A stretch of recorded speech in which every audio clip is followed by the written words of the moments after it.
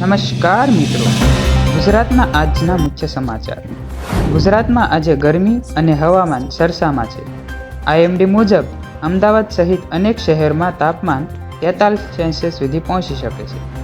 આગામી કેટલાક દિવસોમાં રાજ્યમાં મોટાભાગે શુષ્ક હવામાન રહેશે. સૌરાષ્ટ્ર અને ઉત્તર ગુજરાતમાં હવામાનમાં બદલાવ જોવા મળ્યો છે. અમરેલી, જામનગર અને સૌરાષ્ટ્રના કેટલાક વિસ્તારોમાં છેલ્લા દિવસોમાં અચાનક વરસાદ અને પવનના સમાચાર સામે આવ્યા હતા. ખેડૂતોમાં ચિંતા વધી.